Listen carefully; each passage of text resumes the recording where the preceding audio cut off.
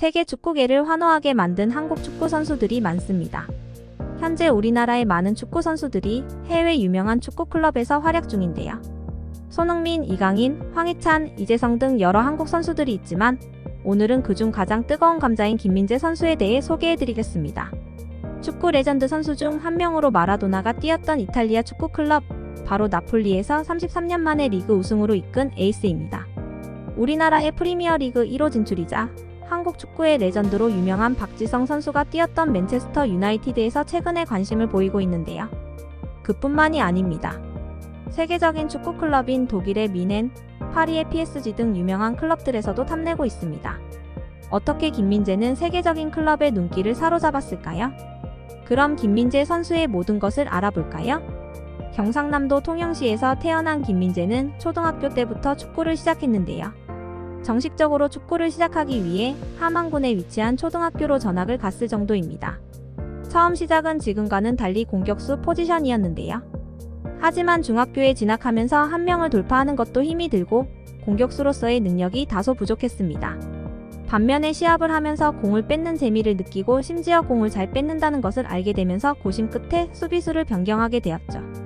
김민재는 고등학교에 진학하면서 수비의 기본을 다 습득했다고 합니다. 고등학교 코치님들이 모두 수비수 출신이었고 이때부터 그에 대한 실력이 월등히 늘었죠.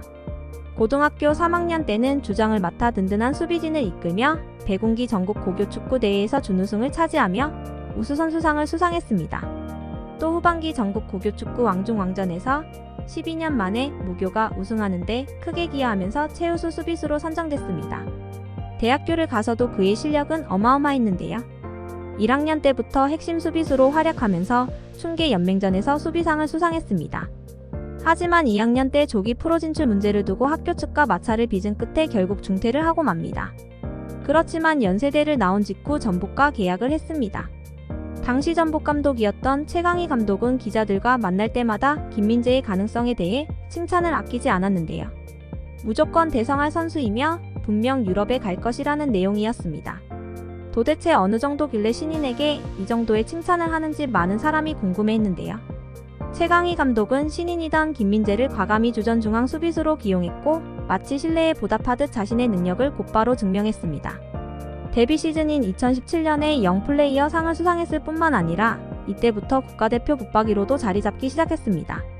신인의 무덤이란 소리를 들을 정도로 신인들이 살아남기 힘든 환경이나 다름없는 전북에서 첫 시즌부터 주전으로 활약하고 핵심 선수가 되었다는 것은 굉장히 이례적인 일인데요.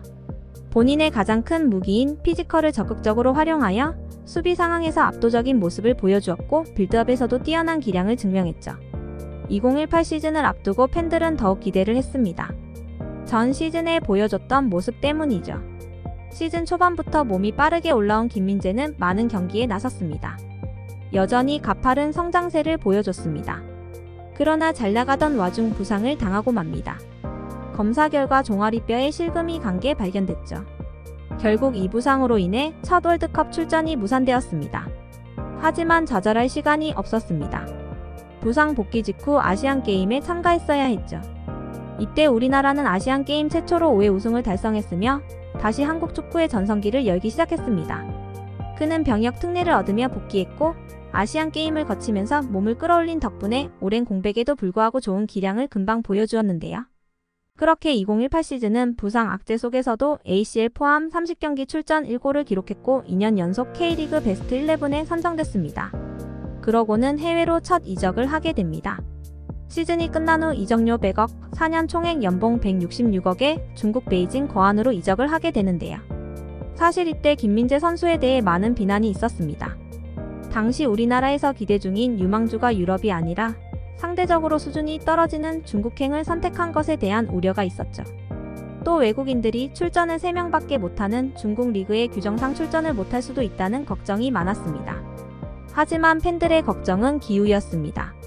이적 후에도 리그에서 꾸준히 출전했으며 좋은 플레이를 선보였습니다.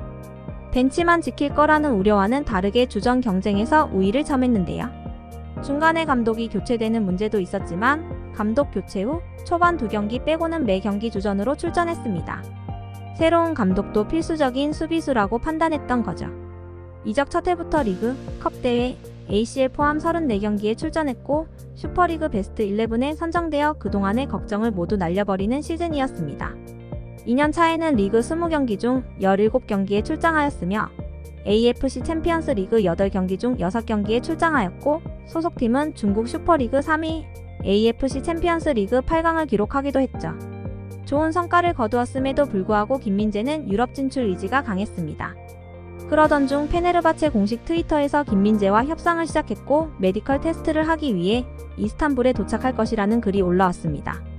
팬들은 염원하던 유럽 진출을 이룰 뿐더러 팀도 전통의 강호이자 명문팀이라 유명 선수들도 많이 있으며 유럽 대항전에서도 꾸준히 얼굴을 비추고 있어 어느 정도 이름이 알려진 구단이라는 점에서 환영하는 분위기가 많았습니다.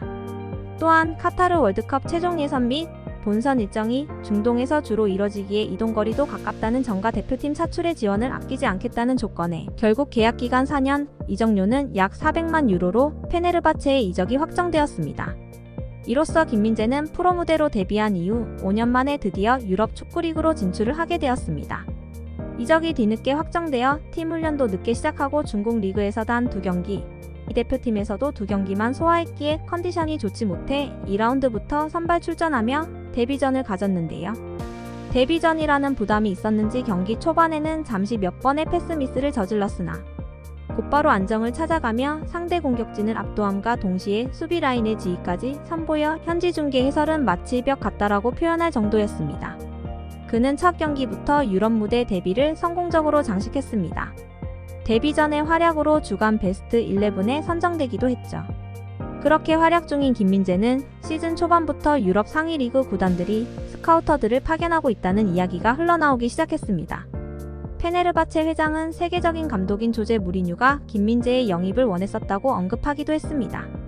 매 경기 엄청난 활약을 선보였지만 아쉽게 우승을 놓치고 리그 2위를 차지했습니다. 아쉬웠지만 분명 유럽에서의 성공적인 첫 시즌이었다 할 수 있었죠. 첫 시즌 만에 슈페르리그 21-22 시즌 베스트 11에 등극하며 자신이 왜 입단 당시부터 세계에서 관심을 받았는지를 증명해냈습니다.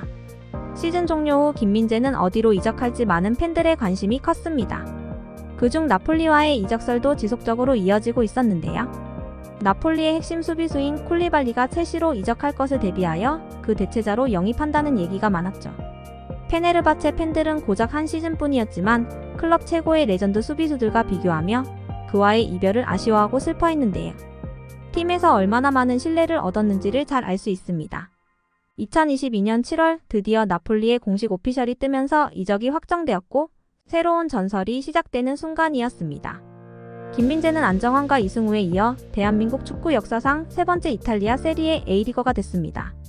사실 영입 소식이 발표됐을 때만 해도 나폴리 현지에서는 수년간 월드 클래스 수비수로 활약했던 나폴리의 간판 쿨리발리를 보내주고 영입한 게 고작 동양 선수냐라는 악평이 많았습니다. 하지만 입단 한 달 만에 세리에 A 9월 이달에 선수상을 수상할 만큼 엄청난 활약을 이어가며 그런 소리는 더 이상 나오지 않게 됐죠. 오히려 김민재 덕분에 나폴리의 수비진이 엄청나게 안정되어 시즌 중반부터는 가장 많은 사랑을 받는 선수들 중 한 명이었습니다. 상대 공격수나 미드필더의 앞을 가로막거나 볼을 걷어내는 광경이 나오면 나폴리 관중들이 열광하며 그의 이름을 외치는 것이 일상이 되었죠. 그만큼 22-23 시즌의 나폴리에서 김민재의 활약은 가히 굉장했는데요. 나폴리의 전술은 굉장히 공격적인 성향을 가졌음에도 불구하고 김민재를 필두로 한 수비진들이 든든하게 골문을 지키면서 다른 팀원들은 상대를 가리지 않고 맹공을 퍼부을 수가 있었습니다. 매 경기 혹사 수준으로 경기에 출전할 정도였는데요. 그만큼 나폴리의 핵심으로 활약했으며 33년 만에 나폴리에게 구단 역사상 단일 시즌 리그 최소 실점을 경신하며 우승을 안겨준 1등 공신이 되었습니다. 이로써 박지성, 정우영 이후 4대 리그 우승 경력을 쌓은 세 번째 한국인이 되었으며 핵심 주전으로 4대 리그 우승을 차지한 최초의 한국인으로 이름을 남겼죠. 챔스에서도 8강에 진출하며 나폴리 구단 역사상 최고의 성적을 경신하는 등 맹활약하였고 각종 매체가 선정한 유럽 베스트 11에 포함될 만큼 세계 축구계에 자신의 이름을 각인시켰습니다.